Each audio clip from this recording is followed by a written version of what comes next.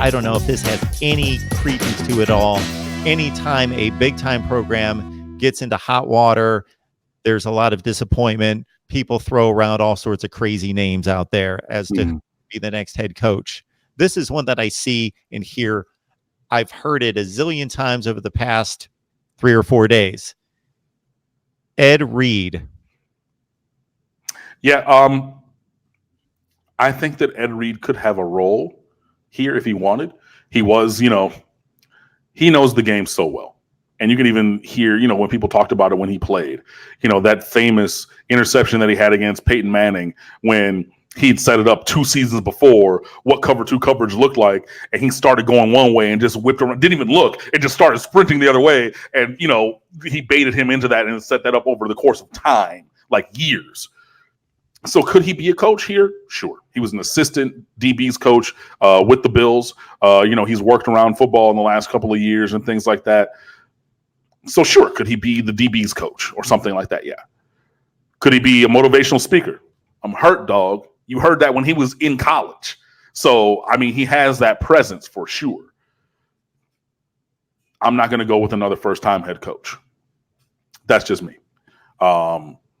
If he really wanted that path, I think that he has the knowledge and the connections to make that happen, having already coached, at least once, having had one of the sharpest, or continuing to have, one of the sharpest football minds that most people have ever encountered. I think that is possible. But right now, and this backs up to your first or earlier question of, is Manny Diaz's job in jeopardy? No. But they usually, people when they're talking about that, are linking those things. So not only is Manny Diaz's job in jeopardy now, it's in jeopardy for Ed Reed to come in currently. I don't think that either of those things are true. But again, could Ed Reed have a role as a coach? Could he eventually grow into being a head coach if he desired? Absolutely. But right now, and at the University of Miami, with all due respect to Ed Reed, who's a great player and wonderful player, who was the foundational player for the best or on the best college roster of all time. There is a production either by NFL Network or NFL Films in which Bill Belichick and Tom Brady, they're in the inner sanctum there talking strategy. They're taking on the Baltimore Ravens that week, and Bill Belichick cannot say enough about how smart Ed Reed is a football player, that he's like the smartest defensive player he's ever run across. Yeah. Not just talented, great, tough, all those things, right, but from a mental standpoint, just did things that they would just rack their brains to try to counter, to try to figure out. And it was the way that Ed Reed went about it was different than Troy Polamalu, because Polamalu, and he was given free reign and in Pittsburgh. They said, this is the defense we're calling. Except for 43, go do what you want. If you see it, if you think, hey, I'm going to come down and blitz, or I'm supposed to blitz, but I'm going to play coverage, or whatever, 43, whatever you see. But he was more physical. He was more going into the box. He was more coming downhill, hitting guys, supporting the run, things like that. Even though he was, Troy Polamalu, when he was at his peak, was all over the field as well.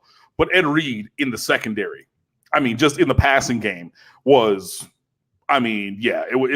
it was different. He was more cerebral and floating around in space versus Troy Polamalu, who just wanted to go hit somebody. And they both were wildly successful and incredibly impactful. But, it was just, it was McDonald's versus Burger King. They just went about the delivery or the methodology in different ways.